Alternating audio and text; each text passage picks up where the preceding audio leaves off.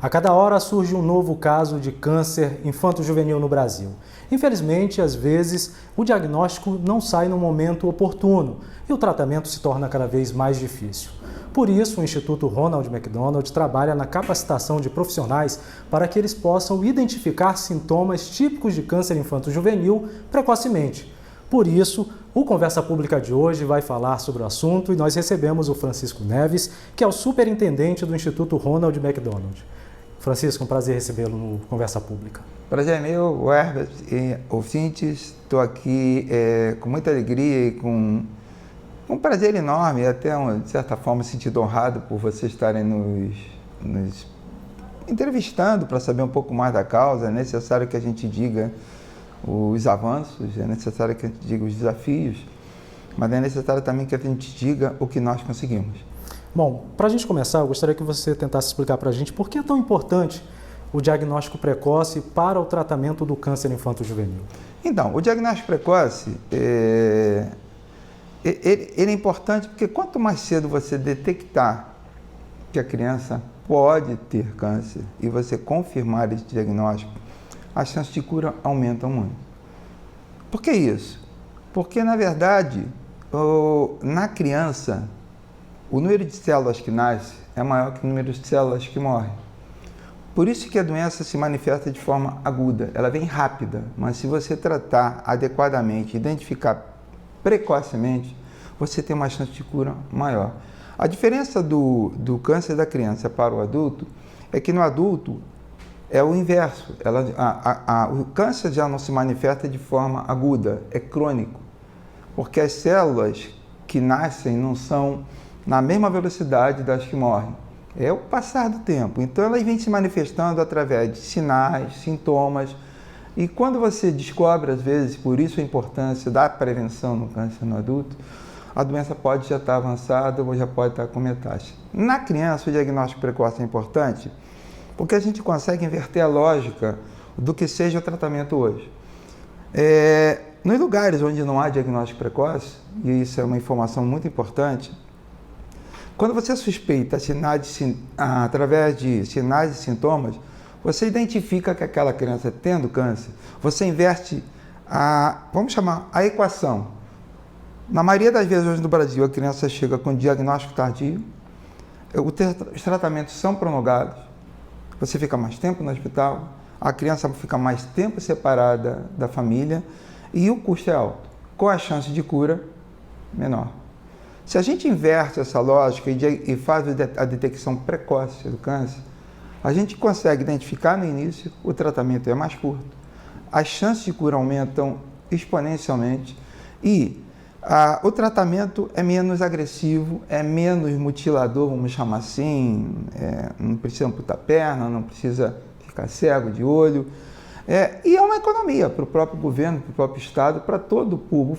E a gente tem uma chance de dar uma qualidade de vida maior para essa criança após a cura, se ela pegar a doença bem no início. A questão é que, muitas vezes, como você falou, os sintomas eles são difíceis de detectar, né? Até porque podem ser confundidos com sintomas típicos daquela fase da vida. Por isso a importância de fazer essa capacitação de profissionais e de pessoas que trabalham de forma geral com jovens e adolescentes para que percebam esses sintomas e possam alertar autoridades, as famílias, não é mesmo? É verdade. Ela está com cachumba, a criança está com cachumba. Pode ser cachumba, mas pode não ser. É bom lembrar que não existe uma epidemia de câncer, mas é bom estar atento aos sinais. Está com probleminha no olho, mas isso aí é coisa de criança, porque está crescendo. Pode não ser. E aí um dado muito importante é que você descobre, se você descobrir, através de um exame de fundo de olho, fácil, rápido, qualquer oftalmologista pode fazer, você pode identificar essa criança, o estágio da doença de um tipo de câncer, que é o retinoblastoma ocular externo, que em 3 meses, se você identifica no início, a chance de cura é 98%. É laser só. Se você demora 4 meses, isso começa a virar um tumor. A chance de cura já cai para 50%. E à medida que o tempo for passando, a chance diminui. Com a possibilidade da criança ficar cega ou morrer e de um olho ir para o outro olho. Então, quanto mais atento ficar aos sinais, melhor. Uma febre prolongada, Tem uma série de sinais suspeitas que a gente identifica e capacita através dos profissionais de saúde da família para que essa criança tenha a chance de, em si, suspeitando através de sinais e sintomas, confirmar se ela está diagnosticada, se ela está com problema relativo ao câncer ou não. Como é que funciona o programa de capacitação de profissionais para identificar esses sintomas? Nós demoramos muito tempo para encontrar uma solução e trabalhamos durante 2 anos junto aos números do Ministério da Saúde e tentamos identificar quais são as causas que levam ao diagnóstico tardio, ou seja, a criança chegar muito tarde já com uma doença avançada. E a partir daí a gente começou a discutir internamente no Conselho Científico do Instituto Ronald o que poderia ser feito. E foi criada uma metodologia nova, uma metodologia própria do Instituto, através das parcerias com a Sociedade Brasileira de Oncologia Pediátrica, a Confederação Nacional das Instituições de Apoio à Criança com Câncer, o próprio Ministério da Saúde, através da capacitação dos profissionais, o Instituto Nacional de Câncer, o INCA. E o que a gente identificou? O que faltava? Informação. Não adianta o médico estar no centro, no hospital de ponta, se ele recebe essa criança com diagnóstico tardio. A chance vai ser cura. Não adianta ter um bom tratamento, não adianta ter um excelente hospital, não adianta ter uma casa de apoio excelente, uma casa Ronald McDonald, porque já está muito avançado. E o que a gente identificou é que muitas vezes faltava a informação. Como é que foi feito isso? Foi feita toda uma metodologia em que nós compilamos todos os dados dos sinais suspeitas, criamos um livro que já está na 4ª edição. A metodologia foi passada para todas as instituições que são capacitadas por nós, e essas instituições vão até a ponta, através do Programa de Saúde da Família, para poder reunir essas pessoas. Vamos dar um exemplo. Um agente de saúde comunitário, ele normalmente vai na casa da família. Quando ele é capacitado, ele também identifica na criança a possibilidade dela estar com sinais suspeitos. A partir do momento que o profissional detecta, encaminha para uma unidade de pronto atendimento, que é a rede. Aqui no Rio tem UPA, em vários lugares você tem um nome próprio para essa unidade. A porta de entrada são as unidades, unidade básica de saúde. A partir dali, o médico que também foi capacitado, ele, pode ser que seja câncer. A partir do momento que ele identifica, aí vem dentro da metodologia, vem toda uma programação de para onde eu mando essa criança para confirmar que ela está com diagnóstico de câncer. Primeiro você detecta, segundo você faz o diagnóstico, segundo você encaminha o acesso e terceiro você confirma ou não o diagnóstico. Francisco, nós falávamos no bloco anterior como é que funciona esse programa de capacitação que é promovido aqui pelo Instituto. Quantas pessoas já passaram por esse programa e de que forma você vê que ele tem contribuído para o combate a esse tipo de doença? Apesar de todo o esforço que a gente fez, o programa já ter 11 anos, aliás, ele vai fazer 12 anos, está fazendo 12 anos em 2020, a gente nota que tem que fazer muito mais. Considerando a população do Brasil e considerando a faixa de 0 a 19 anos, nós do Instituto já conseguimos uma abrangência de 10% das crianças. É pouco para o que a gente quer fazer. Então a gente precisa dar uma acelerada nesse processo para que ela tenha uma abrangência maior. E nós estamos tomando algumas providências, estudando umas iniciativas para que a gente consiga chegar mais rápido na ponta, né? Então pode ser um startup, pode ser um app, pode ser uma abrangência com o próprio Ministério da Saúde e tornar esse programa ou similar a ele em escala nacional, porque não depende só da gente, depende também de uma capacitação da estratégia de saúde da família. Eles são o ponto focal importante. Mas a metodologia é uma metodologia que o próprio Ministério da Saúde já consegue identificar através dos livros e todo o estudo que foi feito pelo Instituto Ronald McDonald, consegue inserir isso já na sua apostila do Departamento de Saúde da Criança para poder capacitar alguns profissionais. Então, o que a gente precisa dar nesse momento agora é escala, aumentar essa capacidade. Em números, Foram mais de 12 mil profissionais capacitados, foram 12 estados, que a gente já teve uma abrangência boa. Foi uma cobertura de aproximadamente 11 milhões de crianças e adolescentes na faixa de 0 a 19 anos. Mas é como eu falei, esse foi o primeiro passo. O programa é vitorioso e a gente precisa dar agora escalabilidade. Quanto mais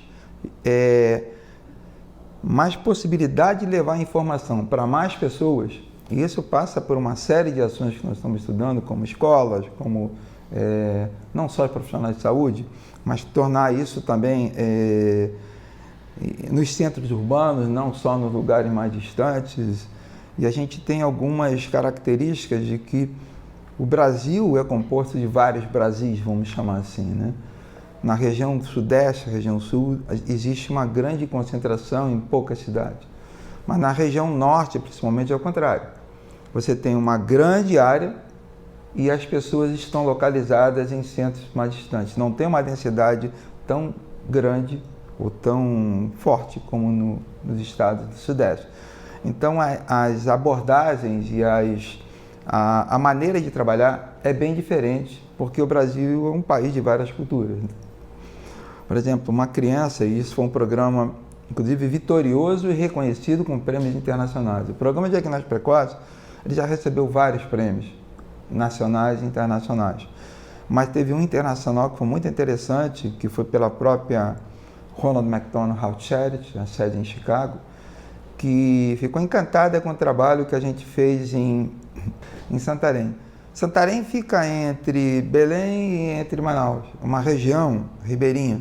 Então, o tipo de trabalho que foi feito lá foi um tipo de trabalho completamente diferente do que nós faríamos no Rio, em São Paulo, Norte, Nordeste.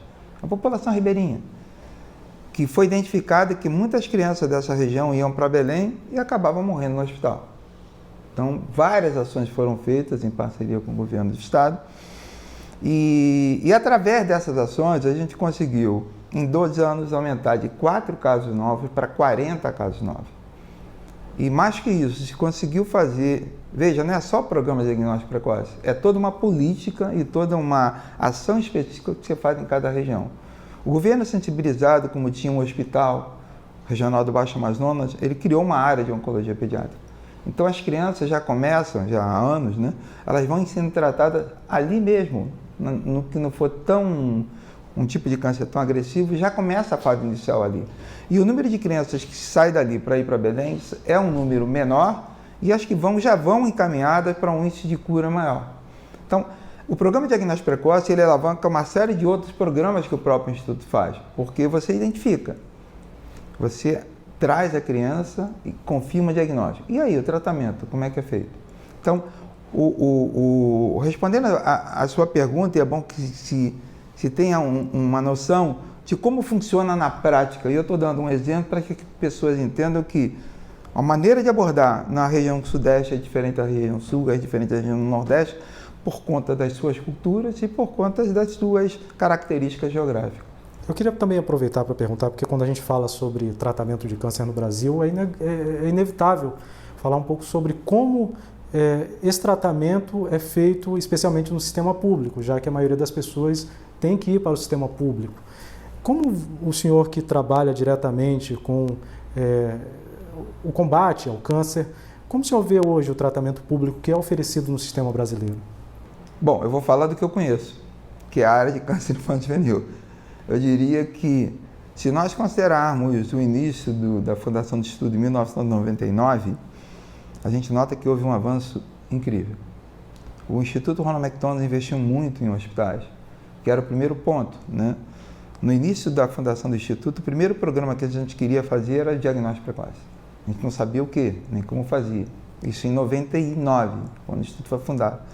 Mas daí nós discutimos e conversamos internamente, junto aos conselhos, assim, ok, a gente vai fazer diagnóstico precoce, mas a criança vai ser tratada aonde, em que condições? E aí começaram a vir algumas perguntas. Quantos hospitais tem? Onde eles estão localizados? Quantas instituições? Tem médico? É oncologia pediátrica? Não é?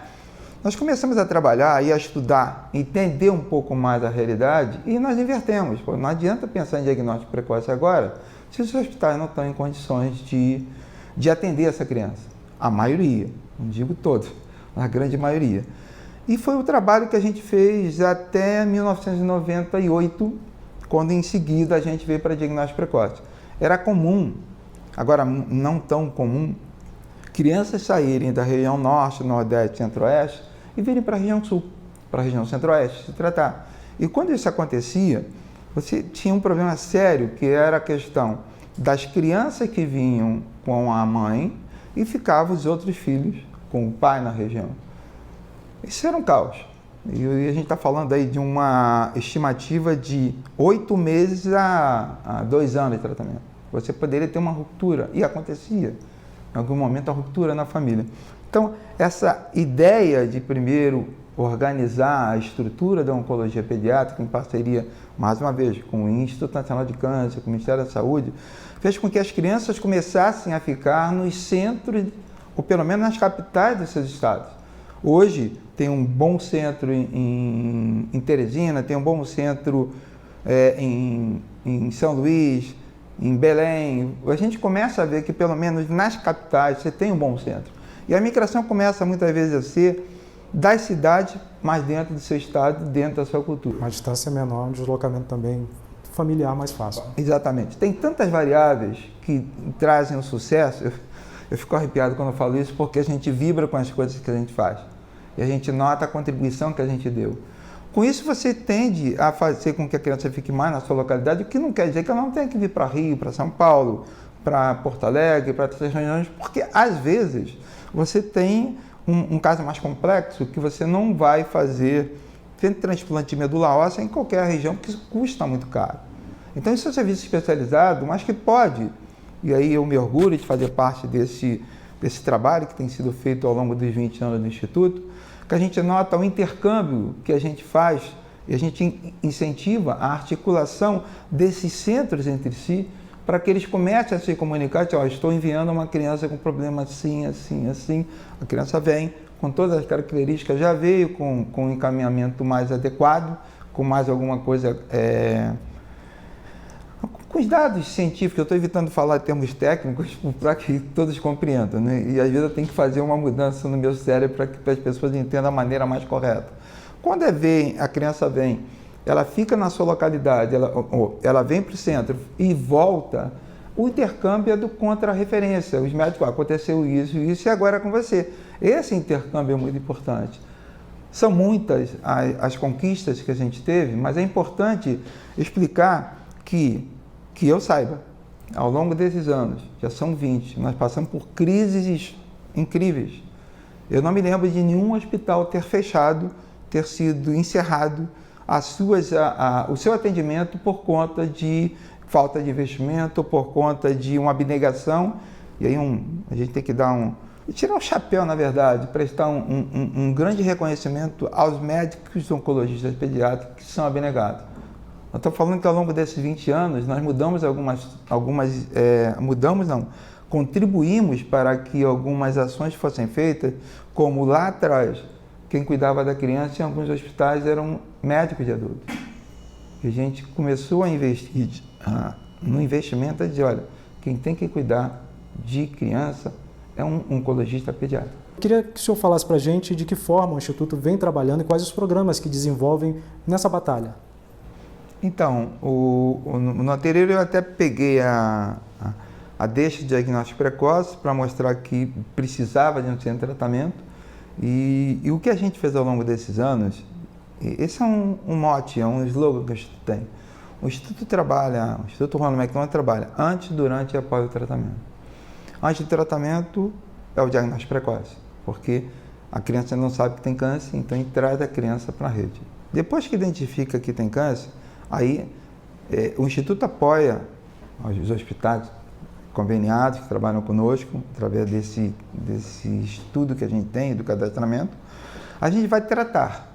O tratar é o durante e tem o após o tratamento.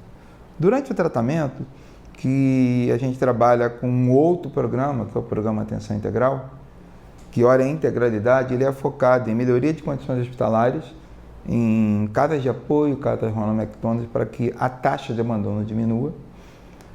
Tem o terceiro item, que é suporte psicossocial, que muitas vezes a criança quando vem, a família quando vem, você tem que dar suporte para essa criança e para essa família. E o último item que é pesquisa e intercâmbio, através de seminários, congressos, encontros. Esse é o que a gente tem feito ao longo desses 20 anos. O programa, na parte do programa integral, atenção integral, em que a gente tem os hospitais, casa de apoio, casa Ronald McDonald, Spa da Família, tem os programas de suporte psicossocial e a pesquisa de intercâmbio, é bom que fique claro que eles se conectam. Porque se uma criança está com uma suspeita identificada no programa de diagnóstico precoce, ela vai se tratar em um hospital, que é um dos apoios que o Instituto tem, melhoria das condições hospitalares. A criança vem, a gente já fez N reformas, N ações, construção inclusive de hospitais, manutenção e melhoria do atendimento que é feito nos hospitais cadastrados conosco. Mas tem outro ponto, ok, e essas crianças que vêm de longe, que não têm condições de ir e vir no mesmo dia, ou que vão ficar um tempo prolongado, elas vão ficar onde? E isso antes das casas Ronald McDonald, antes das casas de apoio, as crianças, depois do primeiro ciclo de quimioterapia, elas voltavam para a sua residência e não voltavam mais. Então, abandonavam o tratamento. E isso não era legal, porque quanto mais fiel você for aos protocolos de tratamento, melhor. Ok, essa criança vem ou vai para o hospital ou vem para a casa de apoio, mas a gente nota que há algumas coisas que ela não sabe os direitos e deveres. Muitas vezes a gente nota que a criança não tem onde dormir, obviamente. A casa de apoio, a casa Ronald, vem para suportar isso. A criança sai do hospital, olha, você pode ir para sua casa, mas eu não tenho para onde ir. E é bom que se diga que o Instituto Ronald McDonald só trabalha com hospitais públicos, sistema SUS. Nós não trabalhamos com convênio nem com plano de saúde. A ideia é que a pessoa venha e tenha essa assistência e não... Principalmente as pessoas que não têm como arcar com isso. Que foi o que você falou no início, é o sistema público. O sistema público é todo aquele que é atendido pelo Sistema Único de Saúde, que é o SUS. Então a criança vem, não tem onde ficar, a gente nota que ela precisa de algumas coisas, as mães precisam de alguma coisa. E algumas casas de apoio, alguns hospitais, tem a classe hospitalar, tem a escola dentro da casa, para que a criança não perca o currículo escolar. São as bolsas de alimentos, que são oferecidos em alguns momentos para algumas crianças, porque se ela ficar imunodeprimida por conta do tratamento, ela tem que se alimentar bem. Aí você dá uma cesta ou uma bolsa de alimentos para a criança e a família. Nós estamos falando de crianças pobres, nós estamos falando de crianças não que sejam pobres, com menos poder aquisitivo, né? E tem a questão dos médicos, precisam estar em constante relacionamento, em constante conexão com os grandes centros. E isso a gente faz através do programa do pesquisa e intercâmbio. Quando a gente junta tudo, a gente nota que é o seguinte, em algumas localidades, o que aconteceu? Você tem um bom centro de tratamento, mas você não tinha uma casa de apoio. Você tem uma casa de apoio. E o outro ponto seria a questão de como esses hospitais vão trabalhar. Se você identifica mais casos novos, o hospital está preparado para atender essa demanda através do diagnóstico precoce? Como é que é feito isso? Enfim, nós já fizemos muito. A gente tem o orgulho de dizer que hoje câncer tem cura. No Brasil, para criança e adolescente, tem cura. As chances são boas, precisam melhorar. Mas a gente precisa rapidamente e urgentemente pegar essas crianças que hoje não são atendidas, que vão morrer sem ter chance de saber que ela teve câncer e morreu de câncer. Esse é o nosso público, a nossa meta de pegar essas crianças que hoje estão fora do tratamento através do diagnóstico precoce. Bom, eu quero aproveitar então, parabenizar você e toda a equipe aqui do Instituto Ronald McDonald pelo trabalho que desenvolve e agradecer a sua participação aqui no Conversa Pública. Eu que agradeço, o Herbert, agradeço aos ouvintes por essa oportunidade de a gente estar falando e dizer uma mensagem bem interessante, que a vida não é minha, essa frase, mas é do fundador da Manchete, que a vida só é digna de ser vivida quando se faz algo pela vida em vida. Um abraço e obrigado a todos. A Conversa Pública de hoje fica por aqui, obrigado por sua participação e até o próximo programa.